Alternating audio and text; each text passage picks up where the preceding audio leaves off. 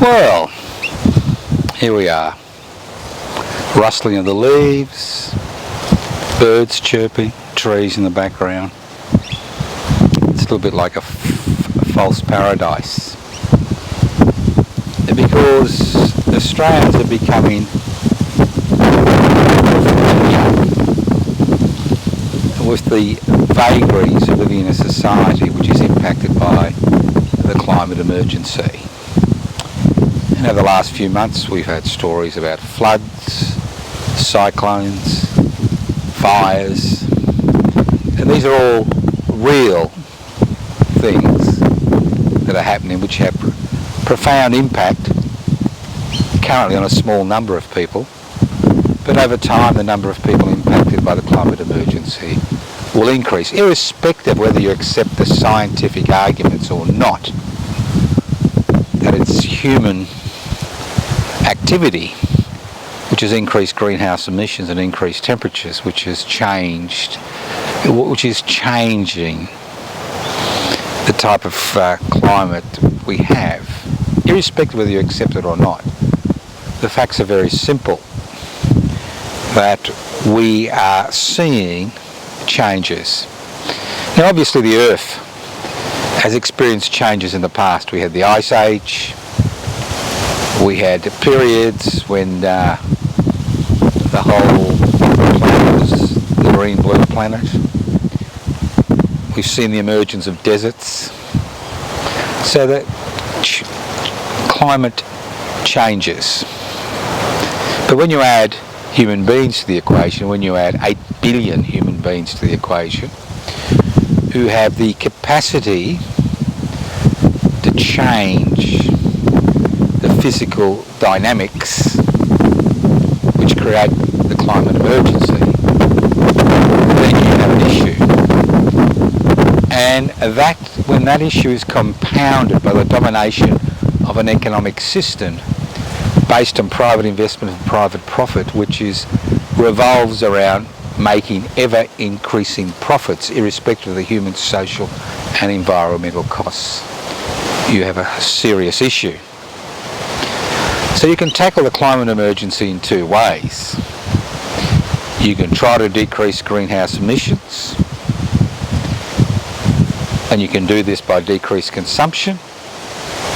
You can change the economic system, which really is a much harder task than actually decreasing greenhouse emissions, because you can use capitalist principles, as we're seeing now, to create renewable energy sources which are both centralised and privately owned by a shrinking number of corporations.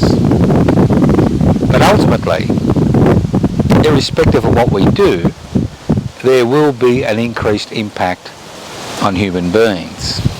And when we live in a society where there is no national insurance scheme, people who find themselves at greater risk, who will bear the initial brunt of the climate emergency, find they can't insure themselves, which means that if the catastrophe occurs, they're basically relying on themselves for minimal support of government support, as we saw in the floods in Lismore, and to a lesser degree in Rochester and Victoria, and as we see in the cyclones around the country. So what I've been saying for a long time is that we need disaster centres. We need disaster centres around the country which can respond quickly, not just in terms of trying to mitigate the issues created by that particular natural disaster, but in terms of looking after those who are affected, both short-term and, more importantly, long-term. Now obviously the question is raised consistently is, where does the money come from? Now what I'll do initially is look at the type of disaster centres I'm thinking about. Disaster centres which make a lot of sense in a vast continent like Australia, where people are concentrated in small geographical areas. Almost 65% of the could be even 70% of the Australian population is concentrated in 5 major capital cities.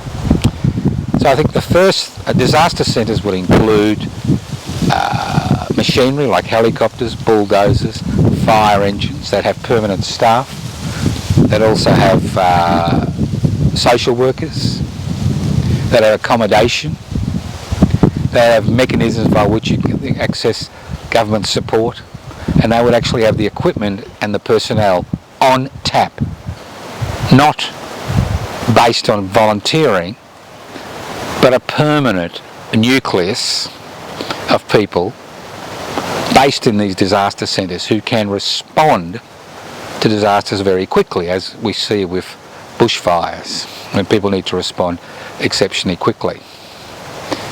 Now, I'm recommending that there be one disaster centre for 500,000 people in cities.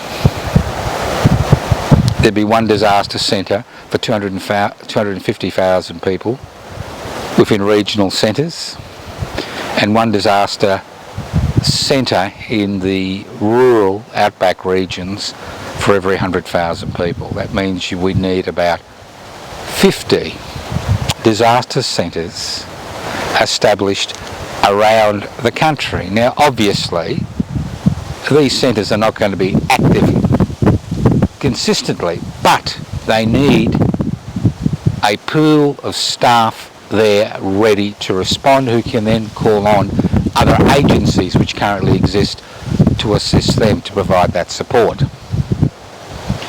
Now, over the last week or so, you may have heard that the South Australian government wants to spend $5 billion to build a desalination plant whose major purpose will be to provide water to copper mines that BHP is running, hoping that over time they'll recoup their costs through royalties which are levied on mineral resources. Now, BHP in its magnanimity, the greatest resource company on the planet Earth at least, is going to contribute 77 million of that $5 billion. So we can see that corporate welfare is an essential part of the mining sector, whether in terms of tax deductions, whether in terms of the ability to minimise tax to all infinitesimal levels. No wonder we have billionaires at the head of some of these mining corporations. Whether it's in terms of providing employment, and people think that the mining sector provides employment. Well, only 2% of Australians actually work in the mining sector. But the fact is that corporate greed, not only greed, but corporate welfare is at the centre of the Australian mining industry, as we see in South Australia with the current plans, and as we see around the country with fuel excise, ability not to pay taxes legally, ability to divest themselves of any royalties for a period of time. So I can't see why not we can apply a levy of 5% of privately owned mining corporations' turnover if they have a turnover of more than $50 million per year. I mean, we provide roads for them, we provide railways for them, we repair the roads, we provide tax advantages, we assist their shareholders through providing discounts as far as taxation is concerned. We give them money in terms of fuel excise levy. We ensure that most of them, although they are mining resources which belong to all of us, pay minimal taxation levies, minimal taxation, in many cases minimal royalties. So why should we continue as a nation to support these privately owned organisations which make minimal contribution to society? They may make some contribution to taxation revenue because of their large sizes, but minimal contribution to societies. What's wrong with a 5% levy on turnover. I'm sure it could be absorbed, and if it's not absorbed, I'm sure costs could be passed on to their customers, who are normally other corporations. And I'm not just talking about iron ore and bauxite and uranium and copper and lithium, but I'm talking about gold, diamonds. Although we hear stories about people stumbling on a fortune, that's as rare as winning a Tats Lotto First Division prize. Most of these mining outfits are publicly listed on the stock exchange, are assisted greatly through corporate welfare, pay minimal taxation, employ a minimum number of Australians, and make an extraordinary profit for their major shareholders and those that are privately owned for their owners. So why shouldn't they be asked to pay? Why shouldn't they be asked to support the very community which supports them? Because to a significant degree, they will be as impacted by the climate emergency as the rest of the population will be impacted as temperatures continue to increase. And unless we are willing to look at not just establishing these disaster response centres, but fully financing them through a levy which is placed on large corporations who dominate the mineral extraction industry in this country.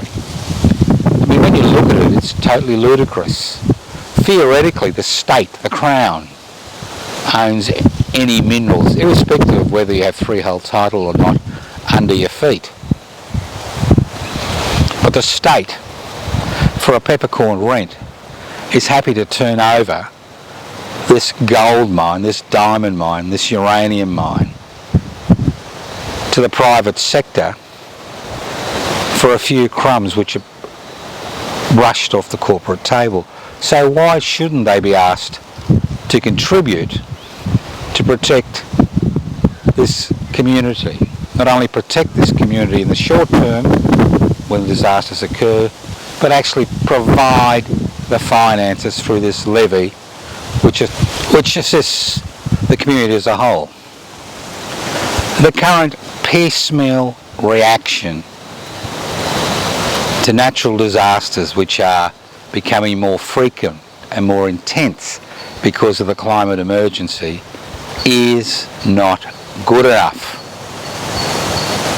Especially what happens after the television cameras move on to the next disaster and the next disaster and the next disaster.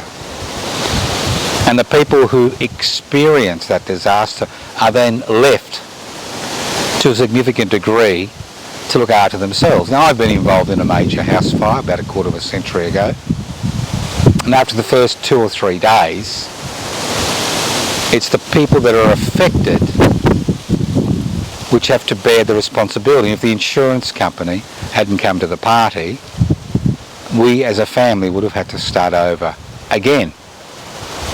But things have changed in the last 25 years. These disasters are becoming more frequent and more intense, and they're having an impact on a greater number of people, especially because in the rush to maximise profits, councils and state governments have allowed developments to occur on land which everybody knew was in the direct path of flooding, or create homes in areas which are basically totally fire prone. Now, it's not their responsibility. They were given permission by local councils and state governments to build those properties.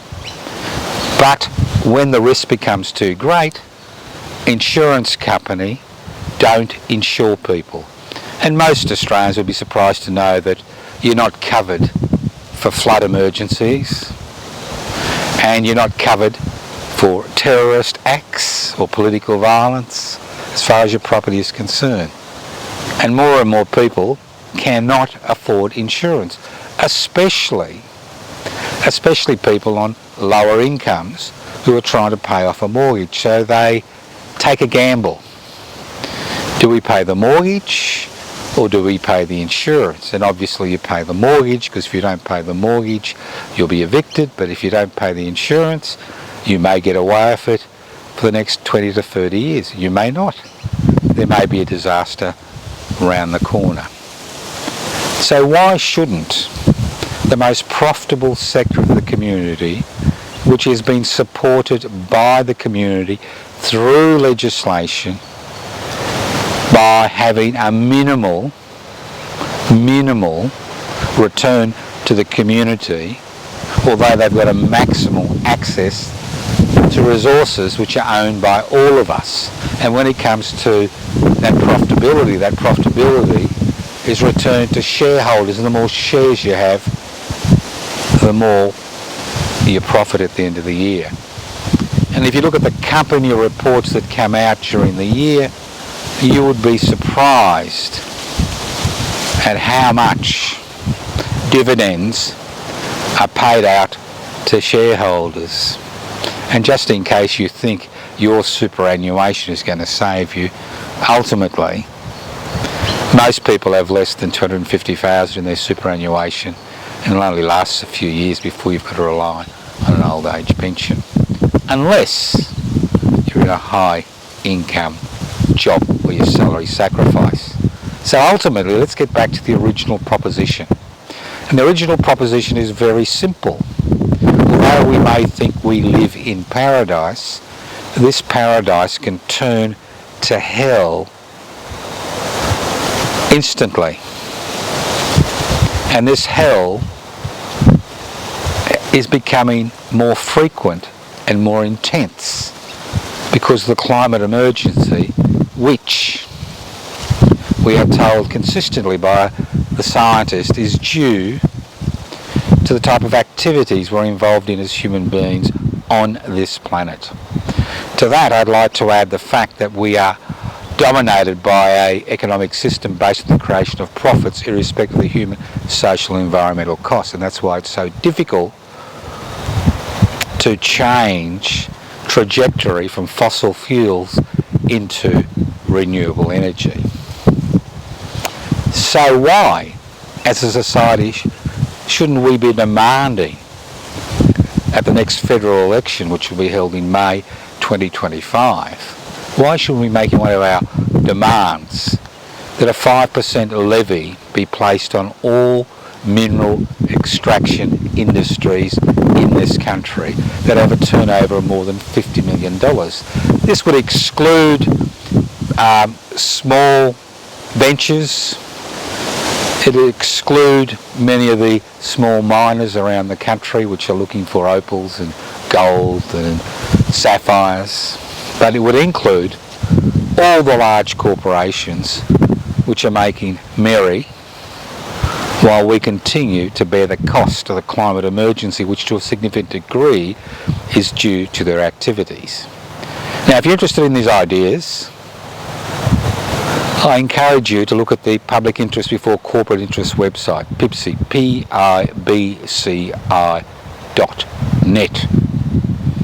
Currently, most political groups, political parties, are issue orientated or involved in identity politics. Very few question the very economic system we have. Very few want that radical reformist change which is necessary to ensure that 26 million people on the continent do not need to live a hand-to-mouth existence.